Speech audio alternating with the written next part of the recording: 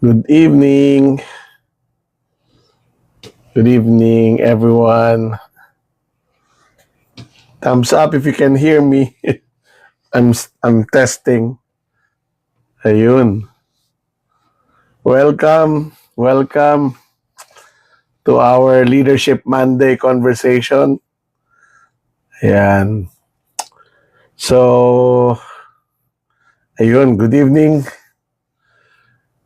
Ito na naman po tayo, no? So, at least napangatawanan ko yung every Monday night at 9 p.m. at least for the last 2 weeks, no?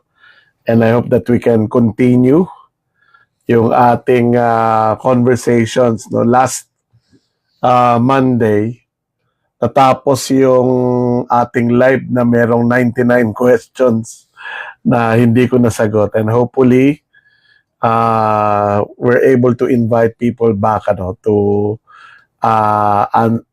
ask their questions. Ayan. So, as usual, ang topic po natin ngayong gabi ay leadership, no? Leadership, team culture, organization, at personal leadership, personal mastery, communication, relationship management, anything that has anything to do with the workplace. Pwede rin po mga HR related, pero I have to say na hindi ko na po expertise ang labor code, no? Medyo matagal-tagal na po akong hindi nag-handle ng mga labor issues at labor cases at ako hindi na updated po. So yan. Lately, madalas akong I've been thinking a lot about mentorship or mentoring, And one of the reasons why lagi kong iniisip yung mentoring ay dahil I'm preparing, 2 months from now, I'm conducting a public training on mentoring with a colleague and one of the most esteemed and sought after training consultant and facilitator, si Jerry Plana, and I'm really looking forward to that. Naniniwala kasi ako na na ayun, sabi ni John B, you were the trainer on one of my training last 2023. Anong company, John B, yung naatinan mo na training na ako ang trainer? Can you say? Can you remember? Nandoon ka pa ba sa company na yon? Kaya pakishare naman sa akin para malaman natin. So, I was saying na importanteng ma-develop yung mentoring skill. I think that's an important leadership and management skill. Anong company dyan? Merck, yes. Oh, thank you for mentioning. We continue to run training for Merck, no? Last year I conducted several training for Merck, and we're still discussing yung schedule ng training for 2026. So hopefully magkita tayo ulit diyan, no? Thank you, Jan. Ayun. So going back to my topic of choice for tonight, mentoring. Maraming mga kumpanya ang nasasayang ang pera sa training, no? Bakit nasasayang yung pera nila? They invest money on training, pero yung training na yon hindi na-apply sa workplace. Even if yung mga umattend doon training appreciated it, no? Naganda sila sa training, nausayan sila sa facilitator. Pero pagkatapos nun, hindi na-apply sa trabaho yung natutunan sa training. And one of the reasons is this, mahirap magbago. I think you have to admit, di ba? Hindi naman madaling magbago. Lalo na kung, iiwanan mo yung iyong comfort zone. Ayan, sabi ni Anya, silent viewer po, dahil po sa panonood ko sa inyo, na-miss ko mag-work. Ayan. As of now, nasa BPO na kasi ako. I see. Alright, so as I was saying, maraming training money ang nawawala o nasasayang kasi ang mga tao nahihirapang i-apply yung natutunan nila sa workplace. Dahil, as we all know, madaling sabihin yung change pero hindi siya madaling gawin. Especially kung lalabas kayo sa iyong comfort zone. For example, nag-aral ka ng assertive communication, umattend ka ng training on how to effectively communicate with others. Ngayon, kung hindi ka komportableng makipag-communicate, lalo na communicating assertively, may hiyain kang tao, for example, at takot ka sa conflict. Even if you attend a training on assertiveness, it's hard to apply. Kaya importante yung role ng mentor sa workplace. Kasi ang trabaho ng mentor is to assist you, to guide you through the process of change, So the mentor plays a very important role there. In fact, different roles ang piniplay ng mentor, According to Ann Rolfe, yung author ng maraming libro on mentoring, merong walong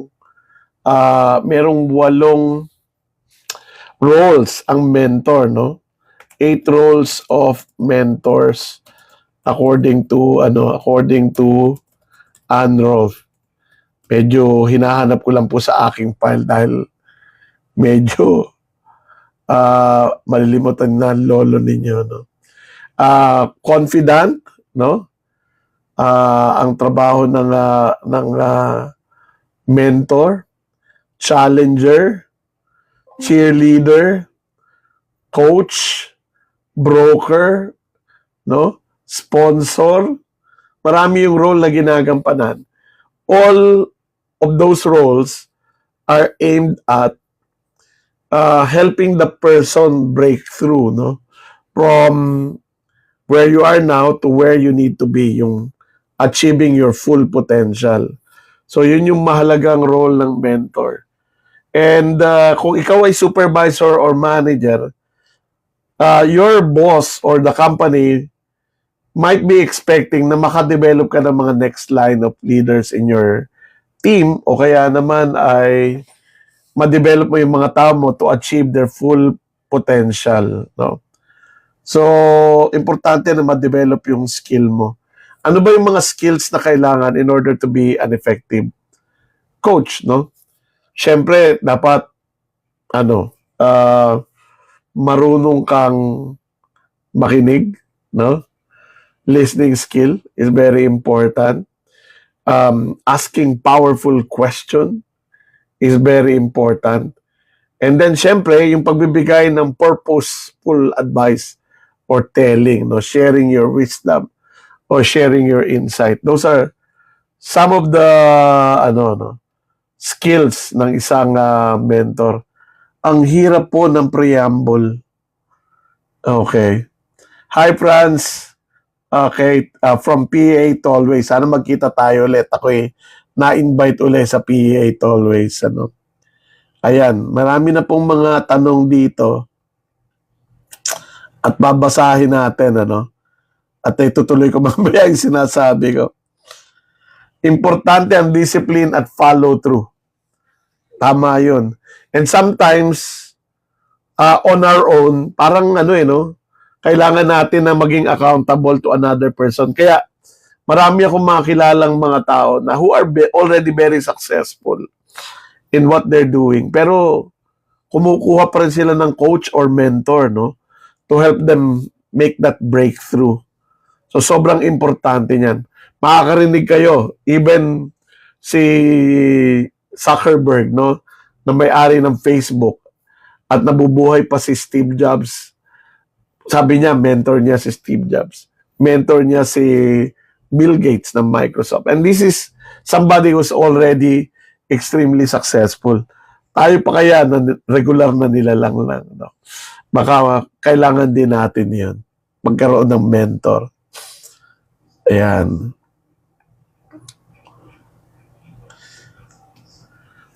Sir, good PM po from Dubai. Ayun, layo ng pinanggalingan. Posible bang gawing team leader ang isang staff na very skillful pero shy? Okay. Iba kasi yung technical skill, iba yung leadership skill. Pwede kang maging mahusay na individual contributor because of your technical skill. Pero pwedeng mag-fail ka as a leader kasi kasama sa skill na importante sa leadership ay yung communication skills. So may mga tao na na-overcome nila yung kanilang pagiging mahiyain, no? By developing their communication skills. So, kung meron kang isang staff, nakikita mo na meron siyang potential, okay yun. Pero try to help the person develop yung kanyang communication skill, di ba? This is where training and mentoring plays a very important role. Para matulungan nila na ma-overcome nila yung mga barriers to performance as a leader, no? So, I hope nakatulong yun.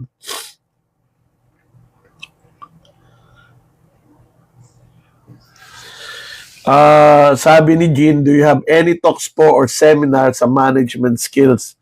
And normally po, magkano po? Wala po kasing public seminar kasi nauubos yung aking oras conducting training for clients, no? So, kagaya ng mga binabanggit ng mga natin dito, Merck, PA Tollways, no, yung mga kumpanya na yan, ini-invite ako to conduct the training for the supervisors and managers of that company. Naubos na yung oras ko doon, kaya hindi na ako makapag-schedule ng public seminar. Kung gusto nyo po, invite nyo po ako doon sa inyong kumpanya, baka pwede nyo akong i-endorse sa management o kaya sa HR at pwede akong mag-submit ng proposal. So usually, wholesale yung mga training na kinakanda ko. At ang kagandahan naman nun ay nako-customize ko para doon sa kumpanya yung training. Okay? Alright, little advice po sa isang leader na may self-doubt. Alam mo, Jay, sa totoo lang, hindi nauubos yung self-doubt. Personally, ako, I experienced that. Na may mga situation, lalo na, kasi nakaka-frustrate naman talaga kung minsan ang mag-lead or mag-manage ng tao, no? Kasi may sariling isip yun eh. Even if you try to motivate them, minsan, merong ibang source of demotivation, no? They get distracted a lot. And sometimes, nagkakaroon din ako ng self-doubt, no? Tinatanong ko yung sarili ko, kaya ko bang isolve itong problema na ito?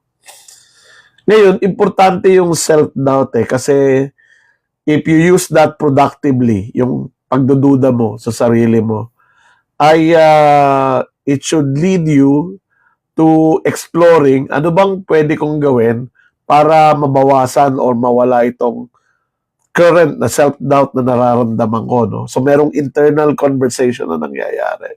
Tinatanong natin yung sarili natin na if I'm not yet deserving of the role I'm given, anong pwede kong gawin ngayon para mas maging deserving ako? Anong kailangan kong matutunan? Di ba? Importante yun eh. Kasi it means you care. Okay? Ang mahirap yung mga tao, no doubt, pero kailangan nila mag-improve yung sarili na. Punong-puno sila ng confidence, pero kulang na kulang sila sa capability. So don't worry about your self-doubt. Instead of worrying about it, ask yourself, anong pwede kong gawin to reduce or eliminate this self-doubt? Kasi yun yung magpe-pave the way, no? Ika nga, doon sa iyong growth as a leader. Lagi tayong dapat may konting may konting fear that we're not doing enough so that we can pursue growth, di ba? Oo. Marami akong mga kilala, mga supervisors, managers, walang kaduda-duda. Kaya hindi sila nag-i-improve dahil tingin nila magaling na sila. Pero I've been at it for many years, decades even, Jay. And I can tell you na there's always something new to learn, on how to lead and manage people. Kasi ito yung medyo tricky dyan, ano. What works for Juan may not work for Pedro, may not work for Maria. Di ba? So in short, you learn leadership as it is applied to people, to different ones. Kaya nga, pagka tinuturo ko yung yung 5 levels of leadership ni John Maxwell. Yung level 1, people follow you because they have to. Wala silang choice. People follow you because they want to. Kasi you're able to build relationship with them. People follow you because what you have done for the team. You know, you're able to deliver result. People follow you because of what you have done for them. Ibig sabihin, you are instrumental to their growth. Level 4 leadership yon. And level 5 leadership is people follow you because of who you are and what you represent. Yun yung tinatawag na pinnacle of leadership.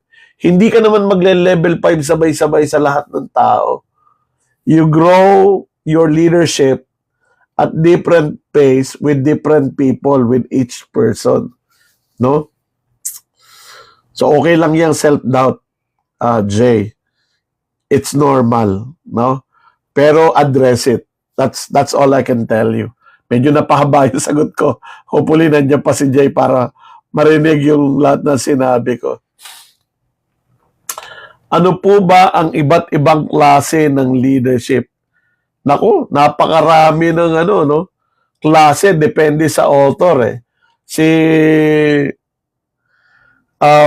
Paul Hersey ay may 4, no? Sa situational leadership, directing, coaching, no? Directing, coaching, supporting, delegating. Tapos meron pang ilan, no? Medyo marami-rami ito, di ba? Transactional leadership, transformational leadership, servant leadership, no? Merong autocratic, democratic, participative, laissez-faire. Sobrang dami, depende sa librong binabasa natin, ano? Medyo marami-rami ang teorya on leadership because ang society has been trying to learn, unlock the mystery of leadership for the longest time. At napakaraming librong sinulat sa leadership. Kaya, importante na mag-aral tayo dahil kung leader ka, kung manager ka, at hindi ka nag-aaral, sobrang dami mong mamimiss na mga styles and types and opportunities to lead. No? Paano mo masasabi kung anong type ka ng leader? Una ay maghanap po kayo ng mga leadership models. Ano po? At usually may mga assessment eh. Yung mga theories na yun, may kasamang assessment. So try to assess yourself. Medyo mahaba, Prince, yung sagot dun sa tanong mo. Hindi ko kayang sagutin lahat. Tama po ba na binibigyan ko ng NTA for termination, pero imbis na explanation, letter magbigay ng resignation? Hindi naman natin mapipigil yung mga tao, di ba? Kung sa tingin nila, ang best option ay mag-resign, ayun. Ngayon, kung ayaw mo tanggapin yung kanyang resignation at gusto mo siyang i-terminate, you allow the due process, no, to continue. So, yun yung mga pwede mong gawin, ano. Pero kung ako naman at nagre-resign, kung wala namang masyadong malaking damage sa kumpanya, itatanggapin ko na yung resignation para we can separate amicably, no? Kung wala naman damage. Pero kung may hinahabol kayo, halimbawa may nasira siya at meron siyang kailangan mga pagbayaran, no? Allow the due process to push through. Ayan. Glad there's someone like you on TikTok and make this app useful and meaningful. Okay. Hi, TikTok girl. Nagkita na naman tayo. Thank you for being here. Naalala kita from last week. Alam ko sinagot ko yung tanong mo sa akin. Ano? 2 times na po ako na-promote and iba yung task ko compare sa kaposisyon ko. Pero liit pa din ang sahod ko po. Ayan. Pagka po napo-promote tayo, ang isa sa kailangan nating tanungin, ano yung mga conditions ng promotion? You know, at ano yung compensation that comes with promotion. Importante na nililinaw natin yan. Hindi position title lang yung nababago, pero hindi nababago yung sweldo. No? Ngayon, kung ang condition is kailangan mo munang pasahan yung standard ng promotion bago ka magkaroon ng increase ng compensation, ask for timeline. Gano'ng katagal yan? 3 months ba? 6 months ba? Di ba?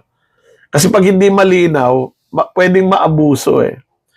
And demand it. Lalo na kung nakikita mo na maayos naman yung pagtatrabaho mo. Demand for that increase, you deserve it. Lalo na kung nagkaroon ng upgrade sa iyong level, no, sa iyong rango. Okay, ayun, nasagot ko na yata ito, NTE. Sir, good evening ba? Valid ba na i-promote ko yung staff as senior leader due to tenured lang? Medyo hindi ako pabor doon, Maria, na ipopromote mo yung tao based on tenure. Dapat pag pinopromote natin yung tao, ang basihan natin ay capability or at the very least, potential. Kasi merong mga tao, matagal na sa kumpanya, pero hindi naman kayang mag-lead ng mga tao. Kakayanan ang dapat tinitingnan natin, hindi tenure. Sir, accountability, responsibility, owning. Ano po ang mas important as a supervisor? Pagka supervisor ka, o kahit na anong position sa kumpanya, meron 3 bagay na dinedelegate sa'yo. Yung responsibility, yung authority, at saka yung iyong accountability. Ang nire-represent ng responsibility ay yung job description mo. So, yung credibility mo, for example, as a supervisor, depends a lot on your ability to perform your responsibility. Yung authority is a decision-making power. So, in short, dapat kaya mong magdesisyon dun sa mga bagay na dapat ikaw ang nagdidesisyon. That's responsibility. And accountability is a sense of obligation, sense of ownership, no? Yung 3 na yon, walang tulak kabigin yun. Dapat, meron ka nun. Kasi without responsibility, there's no competence.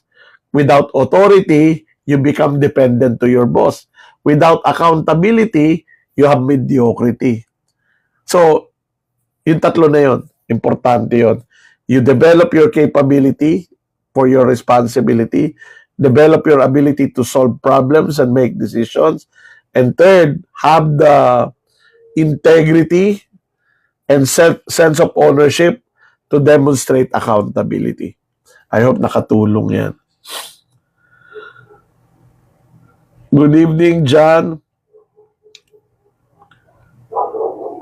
Napaulit-ulit yung NTE question.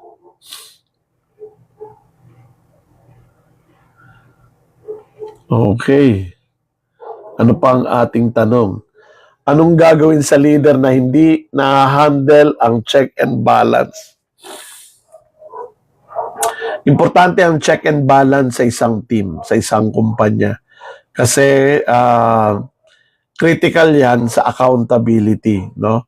So ang isang leader na hindi na-handle yung check and balance na yon, no? Halimbawa productivity, quality, no? Yung audit, yan, mga bagay na yan. Or feedback, for example. Pag hindi na-handle ng leader yan, kulang sa competence yung leader na yon. Kulang siya sa sa tamang understanding and appreciation of the concept of check and balance. So dapat mabago yung pananaw na yon. Let's see. Oo. Maraming request na mag-co-host at hindi ko pa po napapag-aralan. One of these days, gagawin natin yan. Magandang gabi, Dion. Ayan. Hello, sir. What is your opinion to a company that values loyalty than performance of the employee? Usually, yung pagbabalyo ng loyalty, nandun sa mataas yun eh. And kanina lang umaga, I was having a conversation with the owner, no? May-ari siya ng kumpanya. At meron siyang isang empleyado ron na medyo sa tagal sa kumpanya, nagre-restructuring kami. Merong isa doon, matagal na sa kumpanya, at wala na siyang gagawin. Wala nang posisyon na bagay sa kanya because of the restructuring. Ayaw niya pa rin bigyan ng ng redundancy or separation. Kasi alam niya loyal yung tao na yun eh. So ako, ang recommendation ko, syempre opera na ng for redundancy. Pero siya, sabi niya, this person has demonstrated loyalty to the company and to me. So hahanapan ko siya ng gagawan. Kasi hodang magtayo ng bagong kumpanya para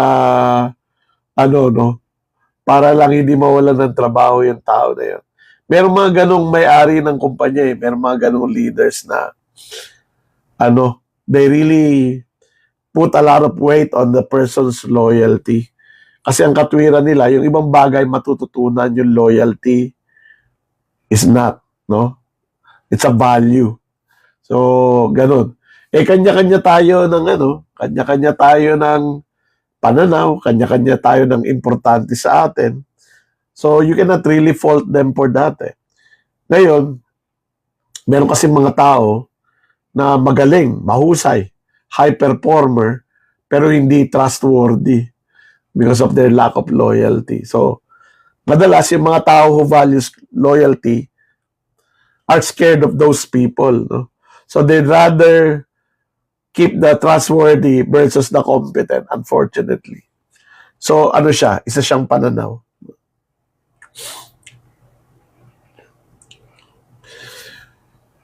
What can I do to make the team feel more involved?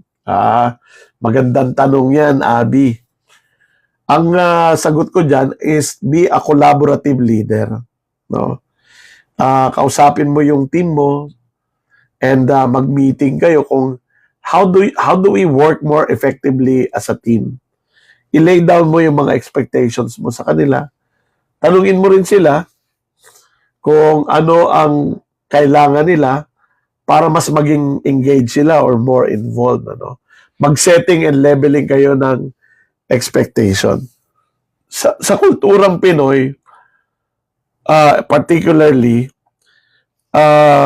pagka yung trust ay hindi pa mataas, mababa pa yung trust, people tend to be careful about what they're going to say, pag-share ng idea, kasi mababa pa yung trust. No?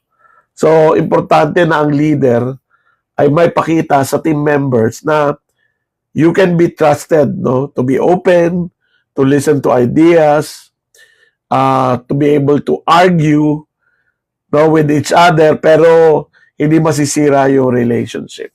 No? So, try to develop yung ganun dynamics na may tawag doon eh. It's called building or establishing psychological safety in the workplace. Diba? Mas gusto mo ba na yung mga tao ay pag may concern sila, sasabihin nila sa'yo or kakanyahin na lang nila, diba? You want to hear it, diba?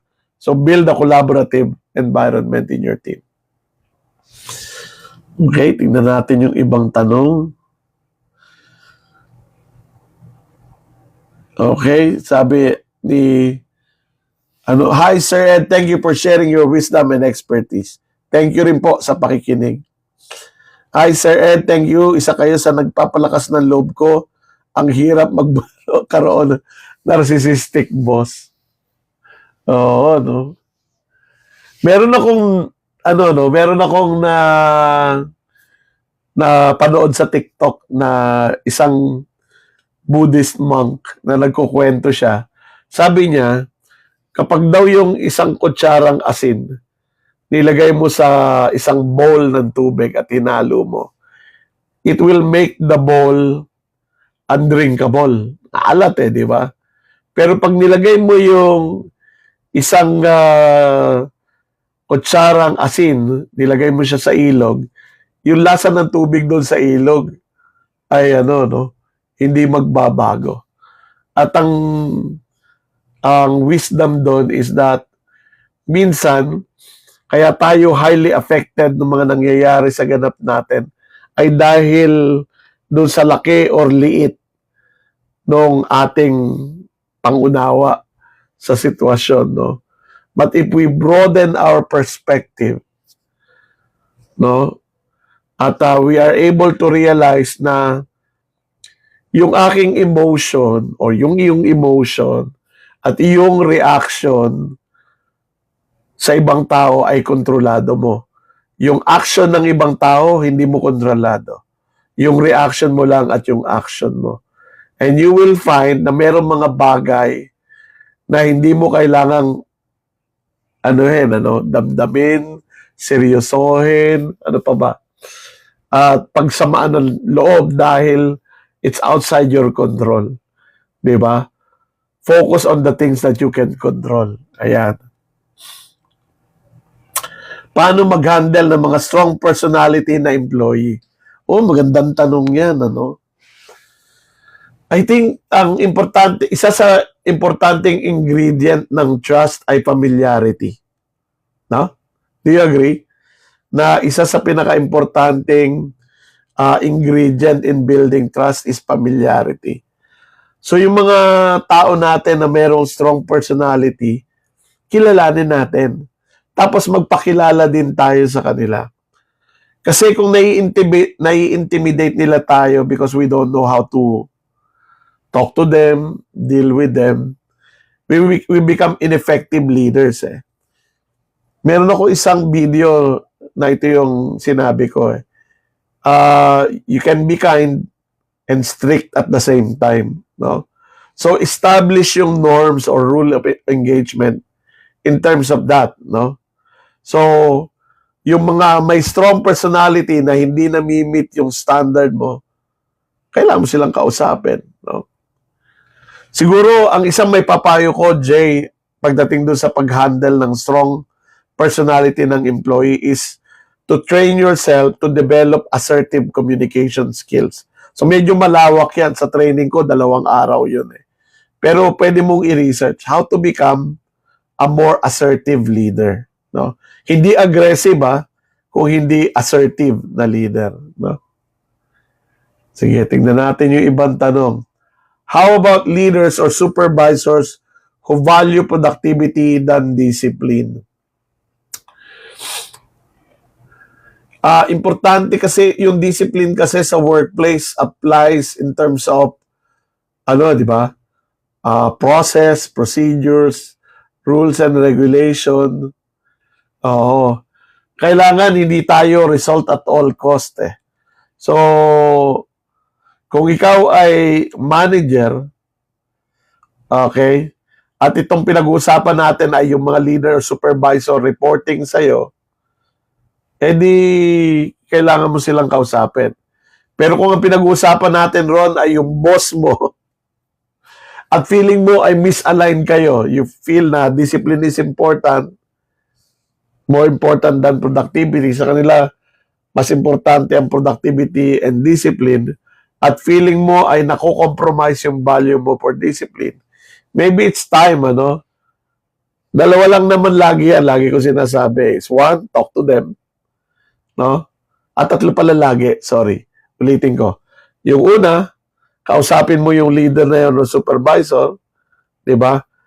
Kung hindi mo sila makausap, tiisin mo. Kung hindi mo sila matiis, iwan mo.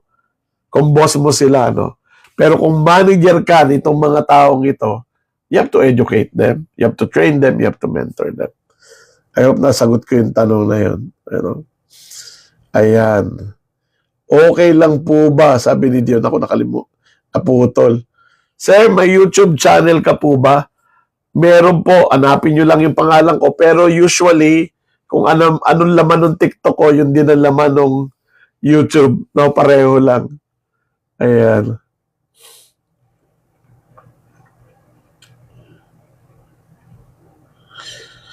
Ito ba si Idol FLM? Hindi ko po kilala si FLM. Yes, however, if said strong personality, what if abusado na sila? By abusado, do you mean negligent, insubordinate, no? Violating company policy? Meron tayong code of discipline, di ba? Applyan na natin ang code of discipline. Pagka ganun, no? Paano naman po i-handle yung toxic na Jollibee na boss? Bida-bida ba? Na di kayang ipaglaban ang staff niya. So I suppose boss mo yung pinag-uusapan natin, ano? Tama pa. So, ang personal na opinion, it doesn't have to be, you don't have to act on it, pero kung ako yon, maghahanap na ako ng better boss. 'Di ba? Mag-LBM na ako, look for better management. Kasi kung ganun yung boss ko, medyo mahihirapan akong mag-grow. Life is too short, 'di ba?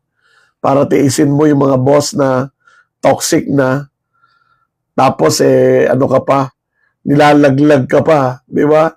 So, it's not a good place to work in pagka ganun.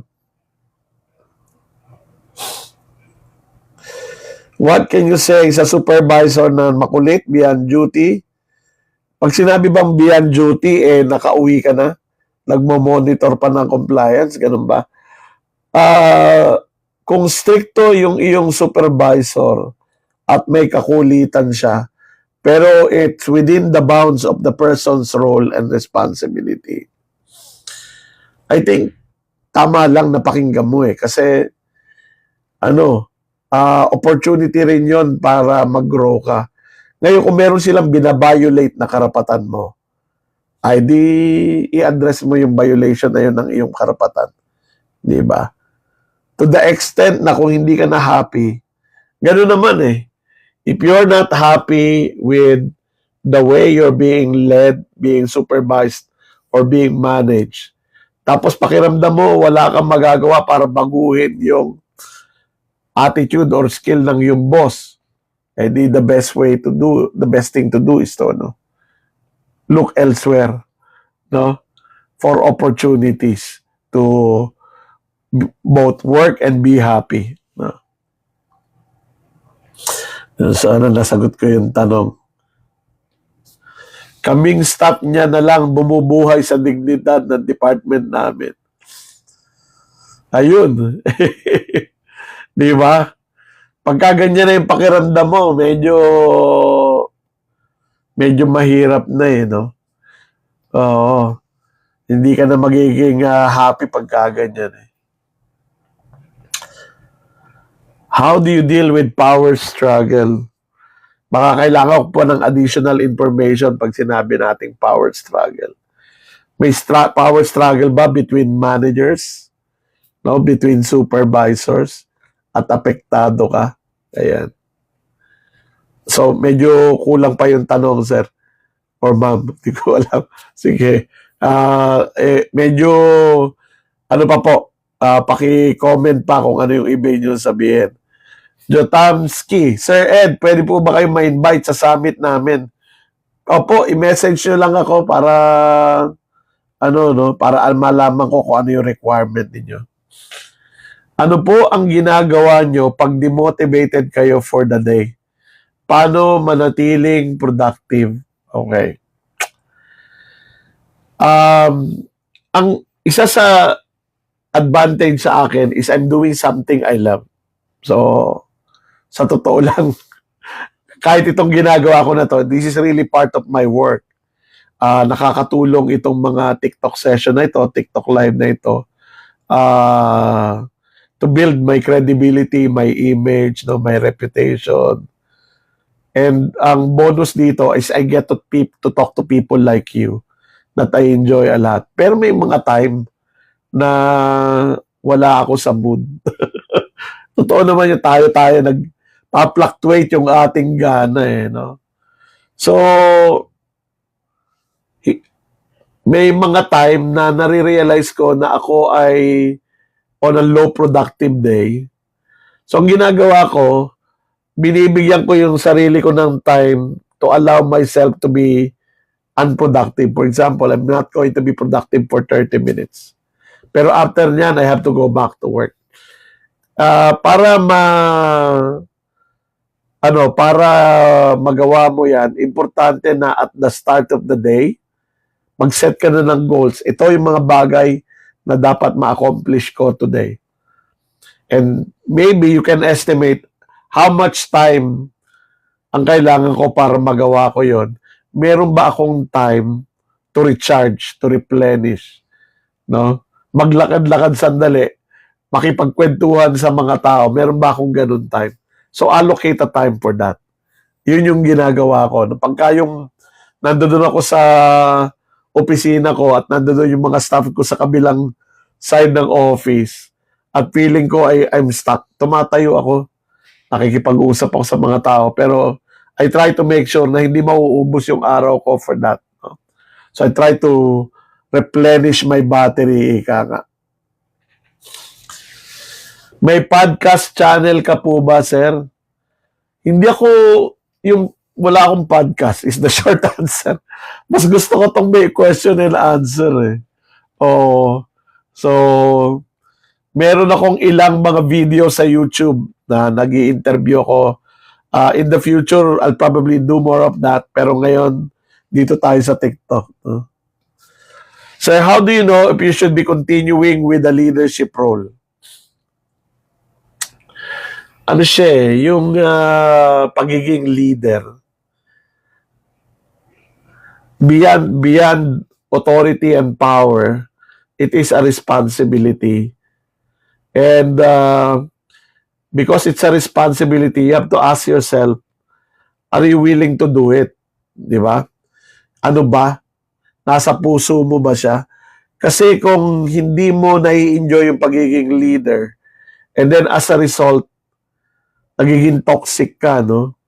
At nagpe-fail ka, maybe, humingi ka ng advice o humingi ka ng coaching sa mga boss mo and ask them for their insights, no? Help you decide whether pang leadership role ka ba o hindi, no?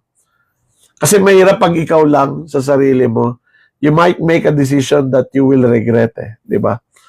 Pero importante para sa akin yung hindi lang yung current competence mo, kasi yung competency natututunan yun Yung willingness mo to lead is very important. Para sa akin, willingness to lead is about having a sense of direction at saka you care that people will get to that destination with you. Di ba? And sometimes it can be frustrating.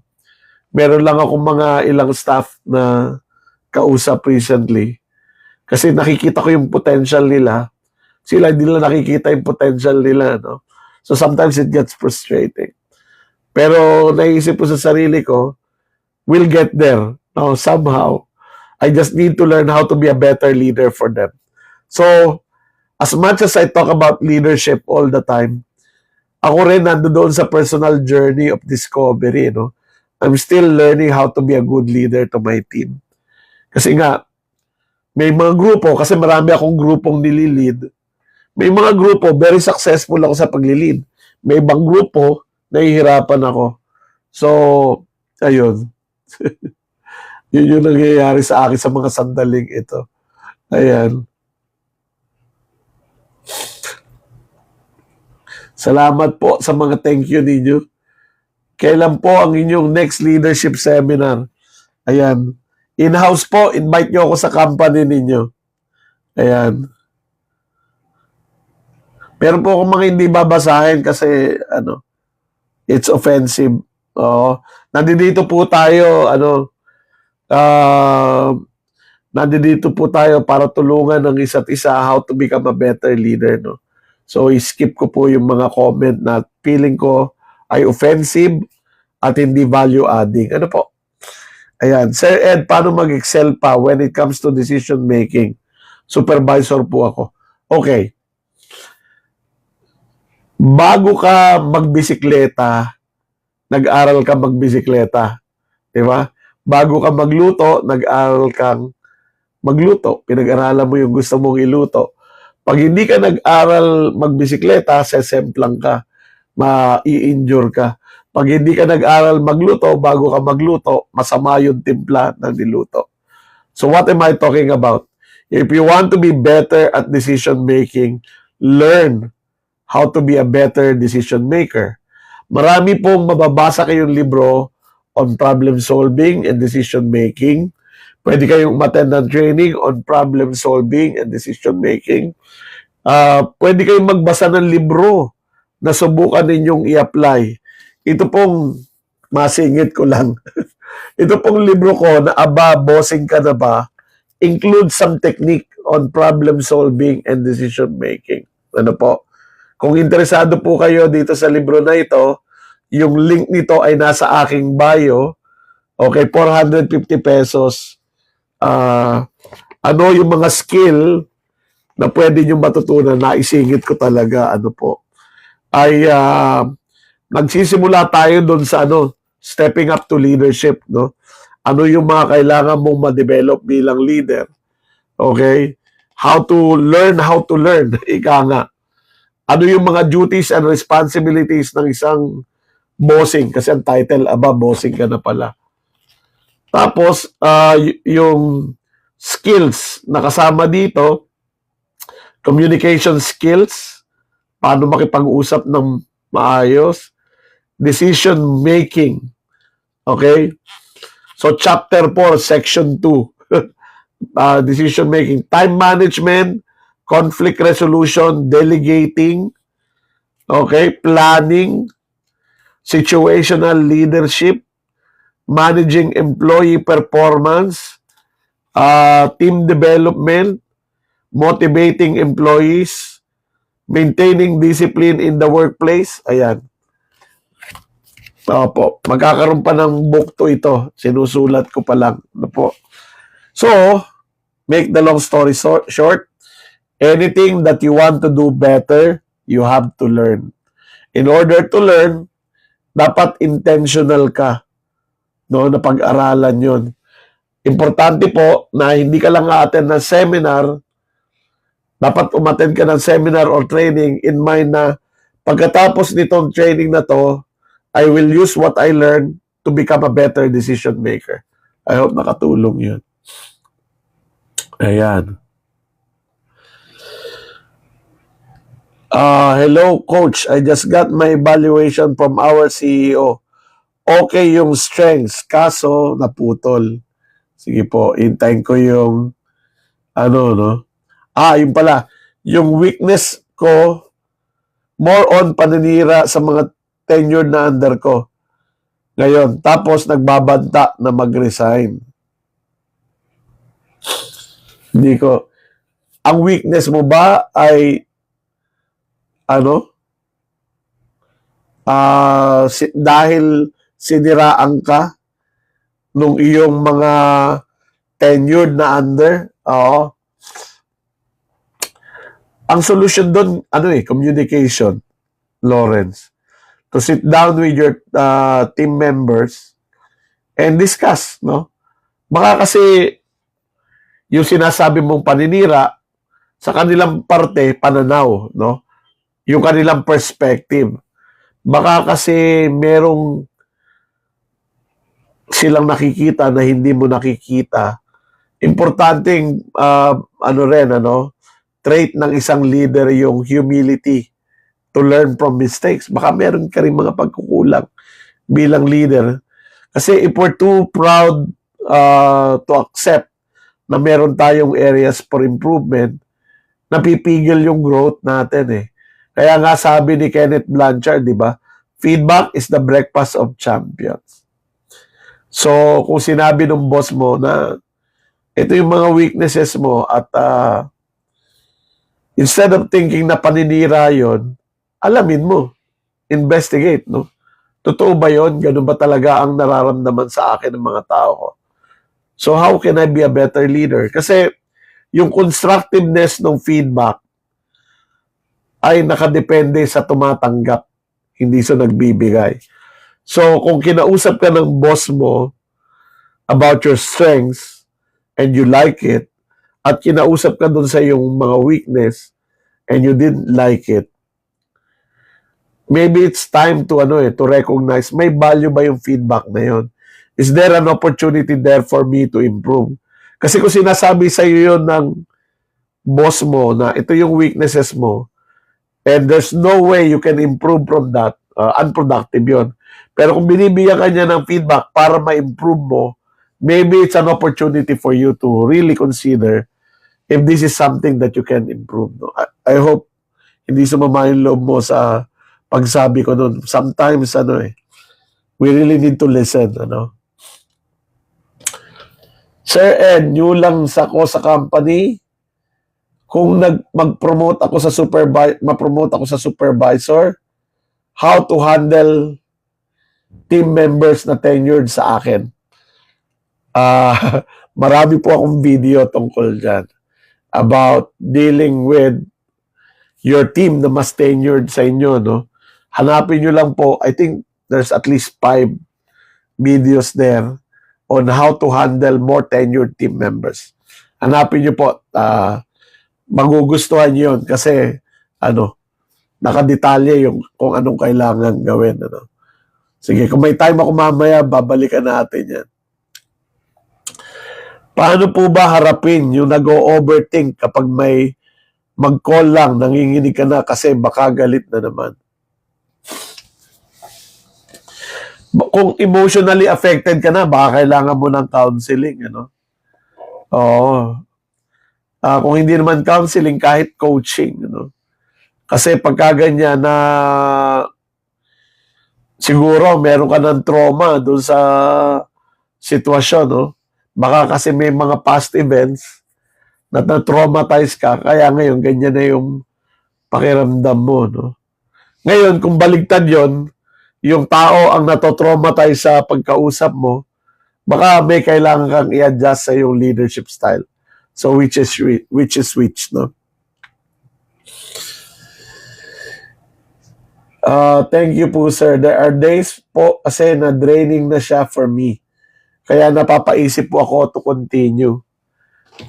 May time na ganun din ako na minsan nawawalan din ako ng pag-asa ng mga tao. Sometimes, nag-iisip ako kung yung decision ko ba to hire a person or to promote a person is the right decision because people are not consistent or sometimes they're consistently bad, di ba? So ang hirap baguhin. I think it's important as a leader to recognize na tao ka lang and sometimes you need a breather kapag ka na-overwhelm ka na. Importante na meron kang nakakausap, meron kang way of replenishing your energy kapag ka na-overwhelm ka na. Importante, Mahirap pagka wala kang gano'n, wala kang kaibigan na pwede mong paghingahan ng sama ng loob. O kaya a mentor, it helps to have a mentor para tulungan ka doon sa mga araw na nadidrain ka. So, yun yung hanapin mo, ma'am, yung sino bang pwede kong maging kahingahan ng sama ng loob, Ayan. Coach, tips on how to handle rejection. Anong klase pong rejection? Kasi merong objection, iba yun sa rejection, So, kung hindi sumasang-ayon sa'yo, objection yun, di ba? And the key to that is to be objective yourself, Ibig sabihin, bakit ba siya nag-o-object? Di ba? Naiintindihan ko ba yung reason? May naiintindihan ba niya yung reason doon sa kanyang pinag-o-objectan? So ang solution doon is more communication, ano? Patiently explaining and listening. Yung rejection ay ayoko. Ayoko dyan. Ayoko sa'yo, di ba? Is to accept that hindi lahat ng gusto mong mangyayari. Halimbawa, hindi in-approve ng boss mo yung pinagagawa mo. Yung nire-recommend mo, yung gusto mong gawin, hindi in-approve. That's a rejection. Tanggapin natin na yung boss natin, merong ganong decision-making authority. Now, if you want to understand more, sabi mo, sir, ba't mo nire-reject? Ma'am, ba't mo nire-reject? I want to know so that I can do better. Ganun. Curiosity is the key and objectiveness, no? At tanggapin na minsan marireject yung mga proposals mo. How to order the book? Ito. Sa ano po? Sa bio. Tignan nyo po yung profile ko. May link doon. Pag kinlink nyo, makaka-order kayo ng libro. Ayan. At Taglish. Taglish to eh. May pagka-jejemon pa nga yung iba. Kasi I really want to be able to relate and connect, no? Na makarelate kayo sa pinag-uusapan. Kasi some of the theories here are Western theories. Nang ginawa ko, ay in-apply ko sa ating context. Kasi may kakaiba din sa ating culture ng mga Pilipino. So, I want Filipino supervisors and managers to understand how to apply yung mga universal frameworks and concept sa konteksto ng ating pagiging Pilipino. Meron tayong power distance. Malaki yung paternalistic, yung ating culture. Collectivist, yung ating culture, hindi individualistic. We're very relationship-oriented. No? Ganon. Low trust culture tayo. We guess rather than ask. Hindi tayo assertive. Yung mga bagay na yon ay kinonsider ko doon sa pagsulat nitong libro na to. So, I'm sure na pag binasa ninyo, a lot of the things here ay makaka-relate po kayo. Pwede po, yung iba po, pagka nag-order, nagre-request ng dedication at sinusulatan ko po. Meron po ako niyan, sir. Salamat po. Malaking tulong sa akin. I'm the manager now to handle sa mga tao ko. O yun, may testimonial. Si Just Tumon, 1, 2, 3, 4. Okay, nagagamit na raw niya. Salamat po sa paggamit ng libro. Ayan. Meron po akong, abangan nyo po, in a couple of months, meron akong bagong libro na lalabas. Ang title ay Usap Tayo. Okay? At na-inspire din ako doon sa mga tanong ninyo. Sabi ko, paano nga ba kausapin? So, gumawa ako ng libro kung paano i-lead ng isang supervisor or manager yung leadership or management conversation. So, hopefully makatulong din sa inyo yung paglumabas na. Young manager here. Best way to deal with all their colleagues. Ayan. Teka ha. Young manager here. Best way to deal with older colleagues who tend to take me less seriously. Marami rin akong video niyan. Pero ito, ibibigay ko na. Total, may nagtanong ding isa kanina.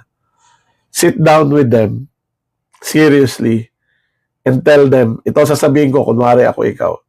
Sabi mo, team, kailangan nating pag-usapan on how we can work more effectively together as a team. Ako, bilang leader nyo, nare-recognize ko na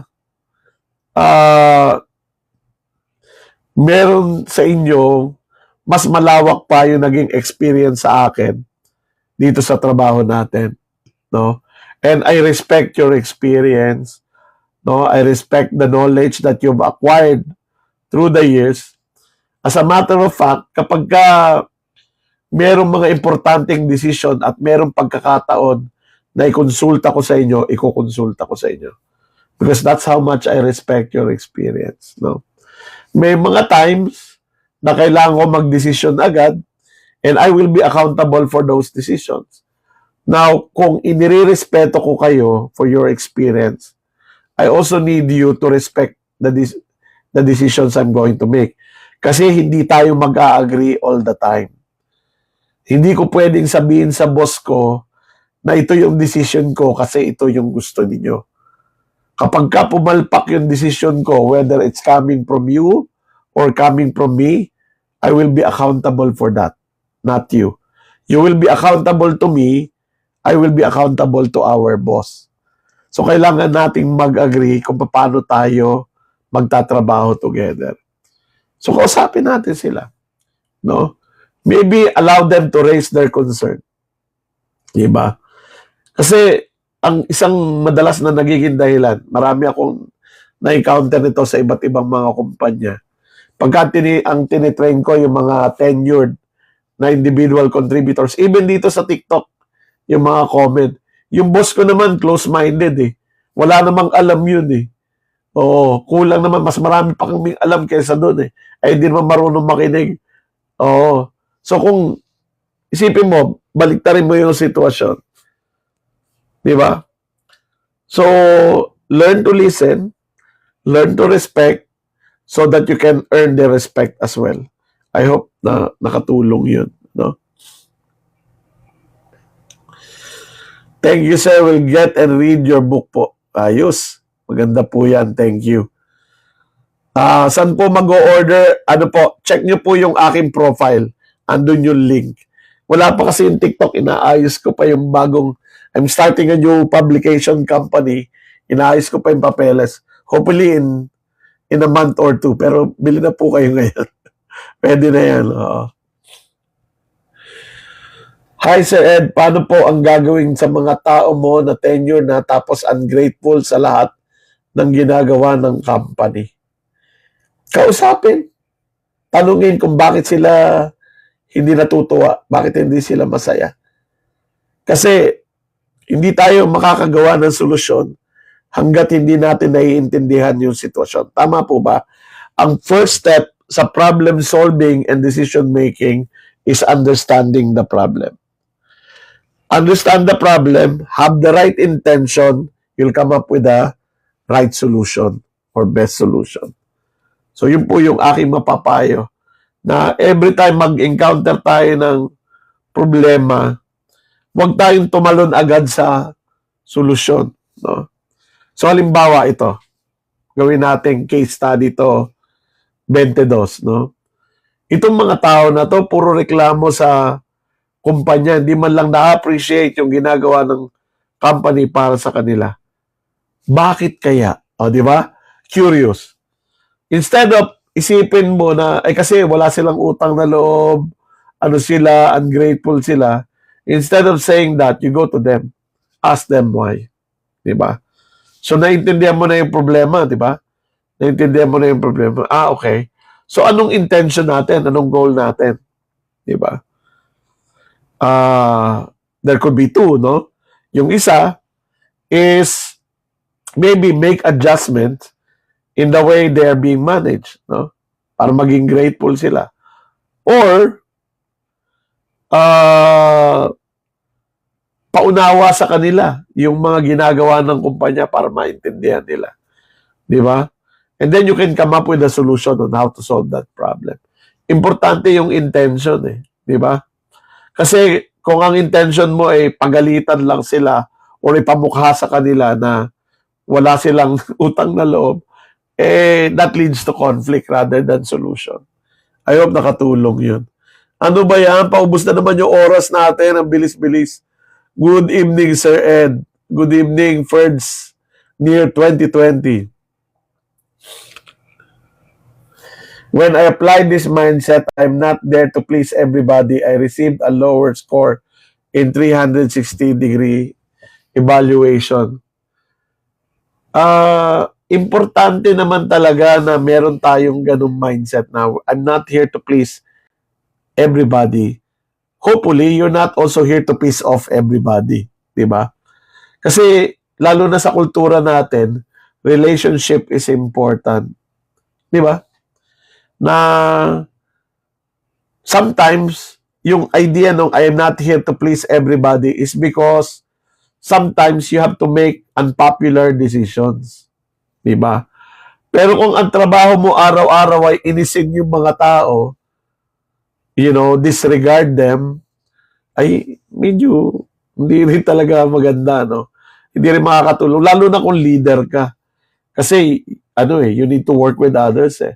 In order to work with others, especially in our culture, importante yung relationship building.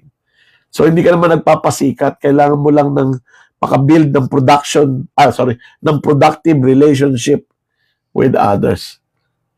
Ayun. Okay, Lawrence, thank you rin sa pakikinig. Ano po ang difference ng coaching at counseling? Okay? Yung coaching ay ginagamit natin to help individuals overcome like for example, a workplace challenge, succeed at something, achieve a goal. Halimbawa, meron kang problema, no? Problem solving and decision making. You want to be better at that. I can coach you to become better at problem solving and decision making. You want to improve a particular skill, I can coach you for that. Yung counseling is used to help the person address yung mental, emotional challenges, no? Na kailangan ng konting expertise sa psychology, no? Particularly in counseling. Kaya hindi ko rin pinapayo sa mga supervisors or mga managers to do counseling if they're not equipped, no? Kasi baka mamaya imbis na mapaganda, mapasama pa. So, ang aking recommendation is to go to HR. Halimbawa, meron kang team member na depressed, no? Or stressed out, merong matinding pinagdadaanan, hindi kaya ng coaching, counseling ang solusyon, punta sa HR, tanungin yung HR, meron ba tayong mako-contact to help, no?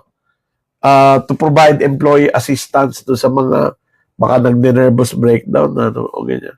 May anxiety. At dahil dyan, hindi sila nagiging productive. Importante yan, nandyan na yan sa mental health law, di ba? So, dapat alam natin at the very least yung tinatawag na mental health first aid. Ano yung mga pwede mong gawin?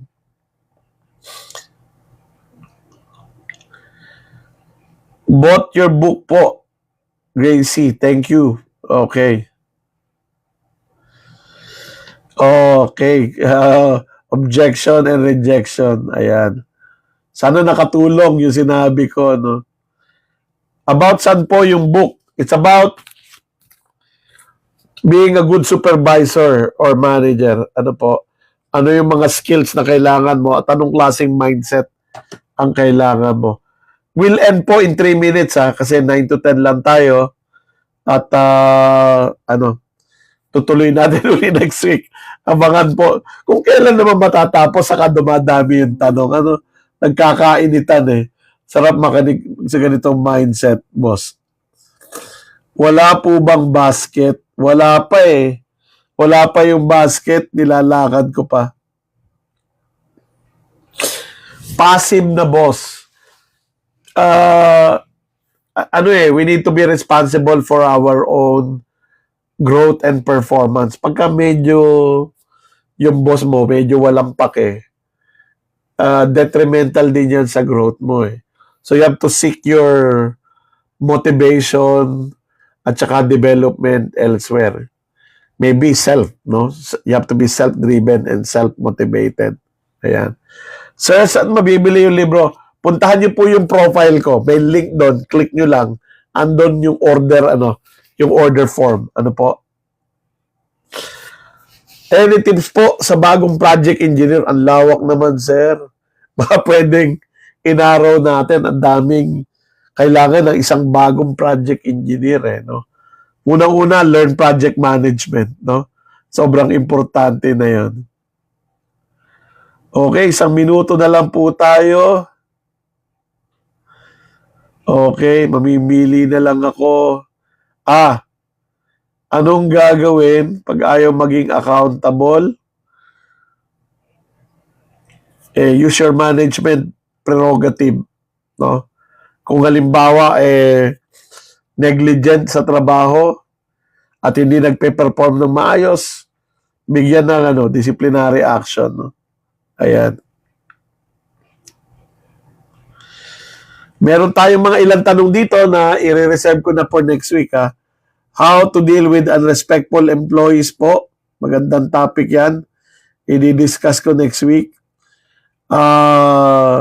Newly promoted manager, paano po pag ino-overpower ka ng mas matatagal na sa akin? Meron na akong sagot dyan. Pagka nireproduce ko po ito as clip, masasagot yan. Ano? Ayan. Sir Ed, during appraisal rate po namin, may way po ba kayo to give them a score or may company guidance po? Dapat may company guidance, no, kung paano magbigay ng score. Good evening, Kuya Ramiel. Sorry patapos na tayo. Ayan. Ano pong responsibility ng Senior Manpower Development Officer? Tignan po yung job description kung ano nakalagay. Okay. So, on that note, maraming salamat po at nag-enjoy po ako. Sana nag-enjoy din kayo sa ating pag-uusap tonight. So, good night po sa ating lahat at magkita-kita po tayo uli. Patuloy po kung hindi pa po kayo nag-subscribe sa aking channel, sana po mag-subscribe kayo. Good night everyone and see you next Monday. Bye-bye.